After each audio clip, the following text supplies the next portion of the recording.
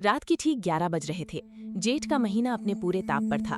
दिन भर की झुलसा देने वाली गर्मी के बाद रात की हवा में आम के बौर और सूखी मिट्टी की मिलीजुली खुशबू घुली हुई थी। दूर दूर तक फैले खेत चांदनी में ऐसे चमक रहे थे जैसे धरती पर किसी ने चांदी बिछा दी हो।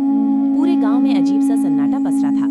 कहीं कहीं केवल कुत्तों के भौंकने और झिंगुरों की आवाजें उस खामोशी को और गहरा बना रही थीं। गांव के बाहर पुराने नहर वाले रास्ते पर मोहन हाथ में टिमटिमाती लालटेन लिए धीरे धीरे चल रहा था।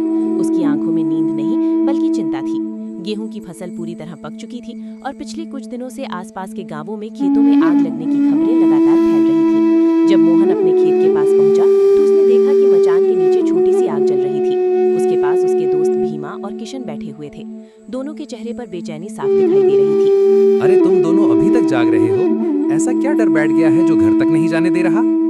डर नहीं मोहन, चिंता है। मेहनत की फसल सामने खड़ी है, बस एक चिंगारी और सब खत्म। तूने नहीं सुना क्या? कल रात रामगढ़ गांव में किसी ने 3 खेतों में आग लगा दी। पूरा अनाज जलकर राख हो गया।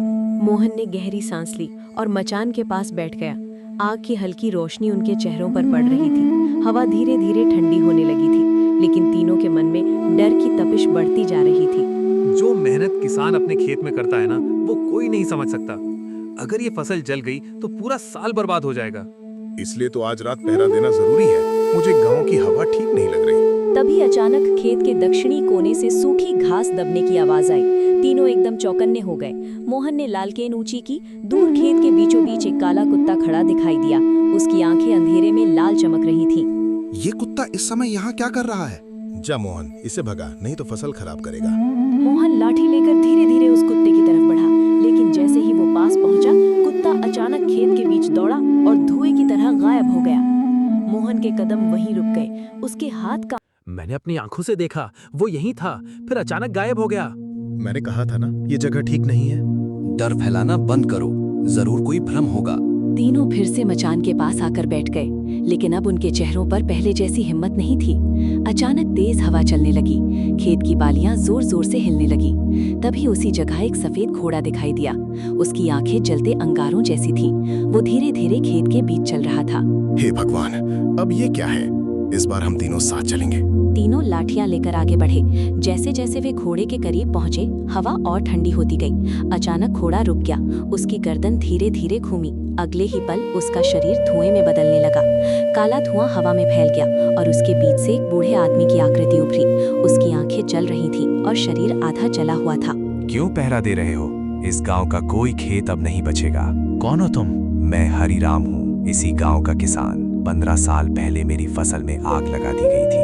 मेरा घर जला, मेरा परिवार जला और गांव वाले तमाशा देखते रहे। उस आत्मा की आवाज सुनकर तीनों के रोंगटे खड़े हो गए। अचानक खेत के चारों ओर आग की लपटें उठने लगी। हवा में जलती फसल की गंध फैल गई। हमें बचाओ।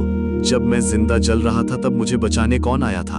अचानक आसमान में तेज प्रकाश फैला। खेत के बीच एक चमकदार रोशनी उतरी। उस रोशनी में गांव के पुराने पुजारी बाबा की आत्मा दिखाई दी। हरिराम, क्रोध छोड़ दो, ये लोग निर्दोष हैं। निर्दोष? इस गांव ने मुझे मरने दिया था। लेकिन ये वही मेहनतकश किसान है जैसे तुम थे। अगर तुम इनकी फसल जलाओगे तो तुम भी उन्हीं दुष्टों जैसे बन जाओगे जिन्होंने तुम्हारे साथ अन्याय किया। हरिराम की आंखों की आग धीरे धीरे शांत होने लगी। खेत में उड़ती लपटें बुझने लगी। हवा फिर से सामान्य हो गई। किसान का पसीना सबसे पवित्र होता है। उसमें उसके बच्चों की भूख और उम्मीदें छिपी होती हैं।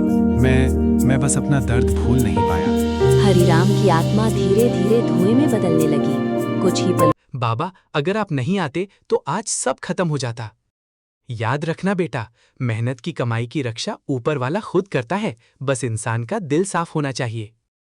इतना कहकर पुजारी बाबा की आत्मा भी प्रकाश में विलीन हो गई। सुबह होने लगी थी। पूरब से हल्की लालिमा फैल रही थी। तीनों किसान चुपचाप अपनी फसल को देखते रहे। उनकी आंखों में अब डर नहीं था,